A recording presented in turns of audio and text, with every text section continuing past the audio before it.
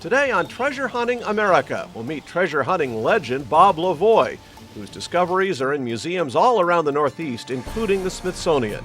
I was the first in 1960 to recover ships from 1758 scuba diving in Lake George. And when metal detectors came out in the 70s, I was ready. I've recovered 500 rings, thousands of coins. I think I'm on top of the world. Doesn't get better than this. And we'll also visit with Greg Heath, a treasure hunter who's hooked on Civil War relics from Virginia. I've always been fascinated with the Civil War and the Civil War period. In school, I wouldn't do my homework, but I do an extra credit report on the Civil War to bring my grades up. What we find, it can prove troop movements, troop locations, what units were there. You can prove historical fact or disprove it. All coming up on Treasure Hunting America.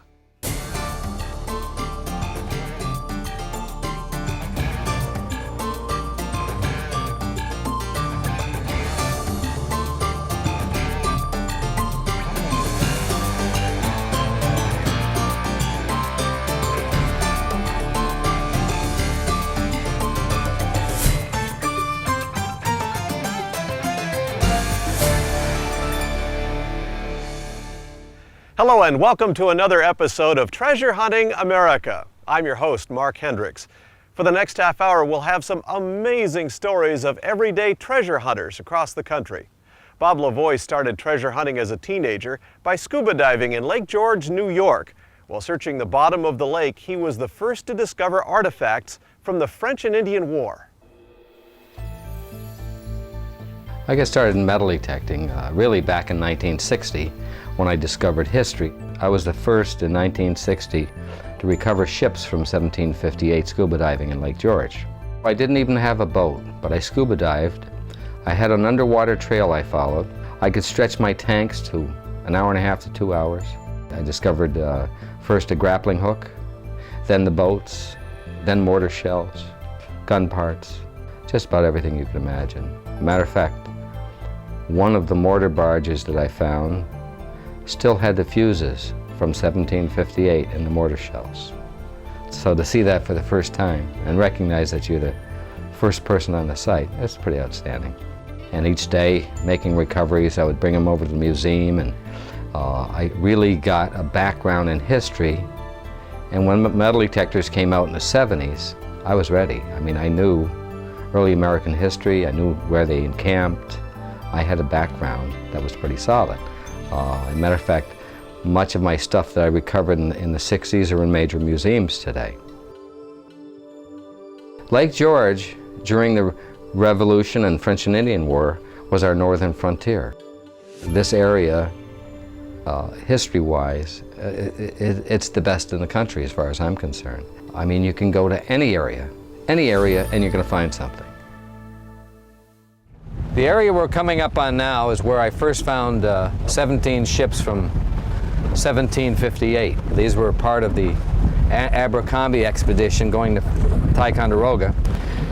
I was 17 years old, bought a scuba outfit. This was before programs and stuff, strapped it on, came out to the water.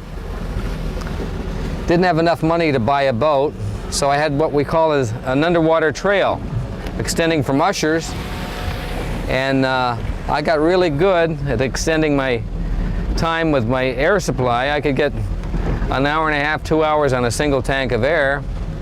So I had this underwater trail that extended down through, and I would find old bottles, anchors, boats, and then all of a sudden one day I'm coming up through here and I see what looks like a graveyard underwater.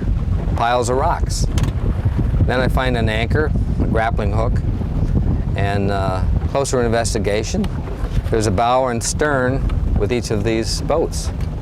And these rocks were ballast stones, and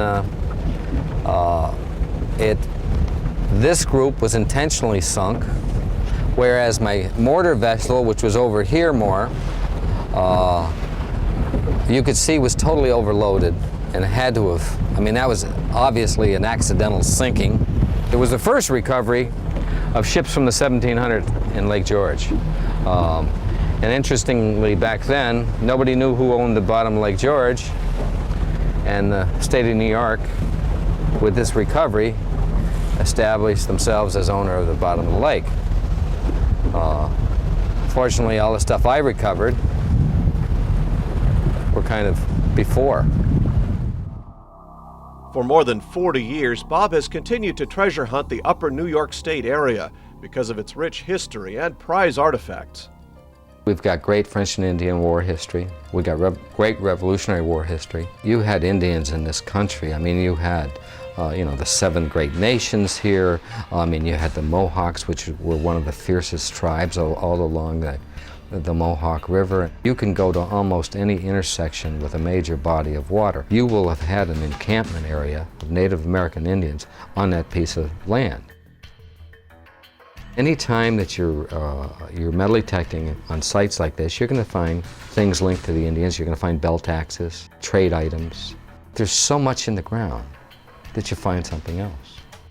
I mean, the history is fabulous. I mean, James Fenimore Cooper and the last Mohegans, I mean, that was this area. The history's all around you. Yeah, this is one of my favorite pieces. This is a British belt axe, a British trade axe given to the Indians to help them with their effort in parting hair again. This is one of the items that typically missed by many year hunters. They find something like this, they just think it's a piece of junk iron. Turns out that this item is a blacksmith's hammer. Very collectible, typically a couple $100 item. Not a smart move to leave this behind. This is a French pinfire pistol. This is a common of the half a dozen pistols, rare pistols I've found around fallen barns. This was actually a common Civil War piece. This was a Confederate pistol made by the French for them. It was quite common to dispose of items in a barn. When we return, Bob Lavoy will take us out to hunt for coins and Revolutionary War musket balls. Don't go away.